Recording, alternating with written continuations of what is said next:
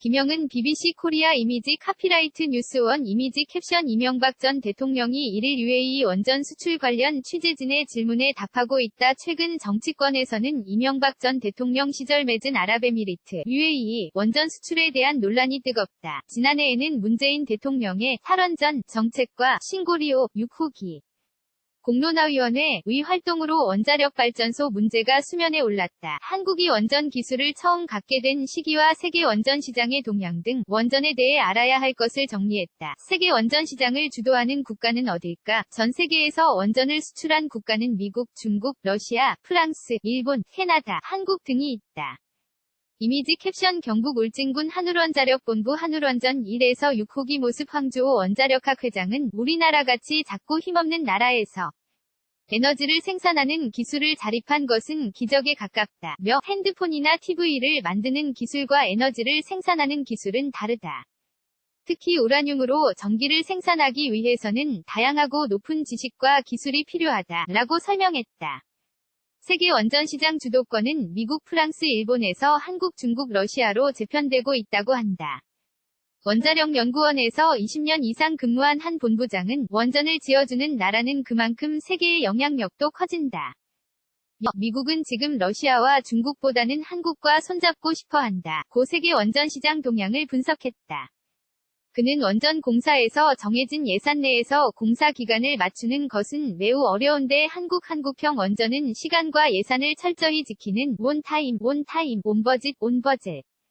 이 강점이라고 강조했다. 한국의 원전 연구는 언제 시작됐을까? 제3위불로 알려진 원자력에 대한 연구는 한국에서는 1956년 문화교육부 기술교육국의 원자력과가 생기며 시작됐다.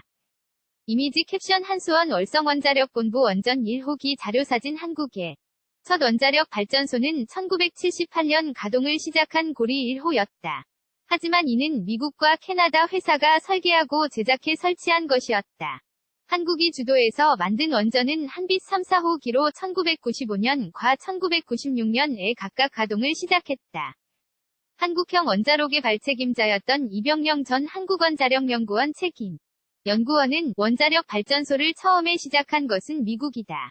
히로시마와 나가사키에 원자 폭탄 터뜨리고 나서는 평화적인 이용을 위해 개발했다며 세계적으로 보면 한국은 대단히 후발주자였지만 우리나라의 국력에 비해서는 일찍 뛰어들었다.고 회상했다. 한국은 1993년 처음으로 원전 운영 정비 기술 지원 계약을 수출했다. 최근 논란이 되고 있는 2009년 UAE 원전 수주는 총 186억 달러, 약 21조 원의 한국형 원전 4기를 수출했다. 당시 정부는 건설 비용 200억 달러만 해도 NF 소나타 100만 대 또는 30만 T급 초대형 유조선 180척 수출 효과와 맞먹는다고 말했다.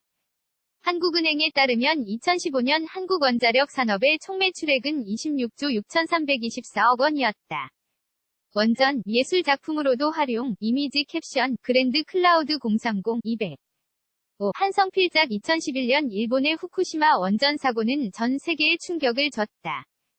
체르노빌 원전 사고를 기억하지 못하는 세대에게 더군다나 가까운 일본에서 일어난 원전 사고는 특히 한국인들에게 경종을 울렸다. 사람들은 원전이 만들어내는 에너지로 편리해진 삶과 함께 원자력이 갖는 파괴력에 주목하기 시작했고 이는 다양한 문학, 예술 그리고 영화 등의 대중문화에 영감을 줬다. 특히 2012년 서울에서 열린 핵안보정상회의 뉴클리어 시큐리티 서밋에 맞춰 원전 아트 프로젝트가 진행됐고 참여 작가 중 한성필 작가도 사진 작품을 통해 현대인의 삶의 일부가 된 원전이 자연과 어우러진 아이러니한 공존을 표현했다. 문소영 성신여대 겸임교수 및 미술기자는 한성필 작가의 작품에서의 이 알 수 없는 연기가 원전 냉각탑에서 나오는 수증기인 것을 마침내 알아차렸을 때 사진의 분위기가 반전되고 마치 반전도형에서 미처 못 보던 형상을 보게 될 때 같다고 말했다. 국내 최초 원전 재난 영화인 판도라는 2016년 개봉의 원전 축소를 목표로 삼고 있는 문재인 대통령도 관람했다. 김기덕 감독 역시 일본 후쿠시마 원전 사고를 스톱이라는 영화로 만들었고 영화는 지난해 일본에서 개봉했다. 문학계에서는 체르노빌의 참사를 그린 체르노빌의 목소리가 대표적인 원전 관련 작품이다. 이 작품으로 2015년 노벨문학상을 받은 벨라루스의 저널리스트이자 소설가인 스베틀라 나 알렉시에비치는 지난해 한국을 방문해 서울대와 서강대 등에서 토론회를 가졌다.